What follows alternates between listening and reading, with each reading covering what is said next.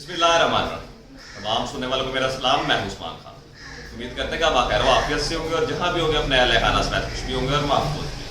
नाज़रीन इकराम, आज हम डेवलपमेंट्स पर बात करनी है, मिलिट्री कोर्ट्स पर बात करनी है और पाकिस्तान पीपल्स पार्टी और मुस्लिम लीग नून पर बात करेंगे और इनके आपसी झगड़े और इन पर टूट फूट का जो शिकार है इस पर बात करेंगे और एक एक्सक्लूसिव ब्रेकिंग न्यूज़ भी आपको देंगे। तो व्लॉग का आगाज़ करते हैं। इससे पहले अगर आपने मेरा चैनल सब्सक्राइब नहीं किया तो चैनल को सब्सक्राइब कर लें और बेल आइकन को प्रेस कर लें ताकि हर मेरी आने वाली वीडियो आपको बर वक्त मिल सके।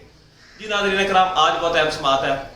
सुप्रीम कोर्ट में मिलिट्री कोर्ट्स के हवाले से दरख्वास्त दायर की गई है जिसपे आज उमर अता बंदयाल साहब chief justice Pakistan supreme court वो इस समाअत को सुनेंगे और इस पर फैसला सुनाएंगे।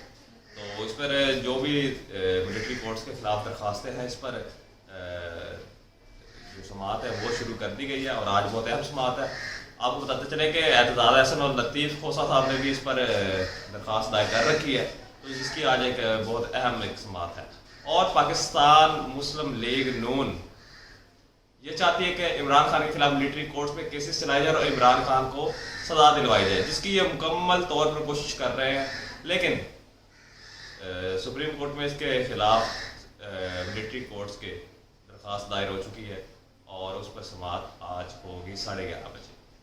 तो नाज़रीन इकराम, आपको बताना कि पाकिस्तान पीपल्स पार्टी और मुस्लिम लीग नून में फूट बहुत ज़्यादा बढ़ चुकी है और ये दिन ब दिन बढ़ती जा रही है। और आपको एक एक्सक्लूसिव ब्रेकिंग न्यूज़ भी दे रहा हूँ कि ईद के फौरी बाद पीपल्स पार्टी मुस्लिम लीग नून से अलहदगी का ऐलान करेगी और मुकम्मल तौर पर इनके सामने इनके मद्दे मुकाबला आएगी और तनकीद और जिस तरह से सियासी कैंपेन्स इलेक्शन कैंपेन्स होती हैं उसका आगाज़ करेगी।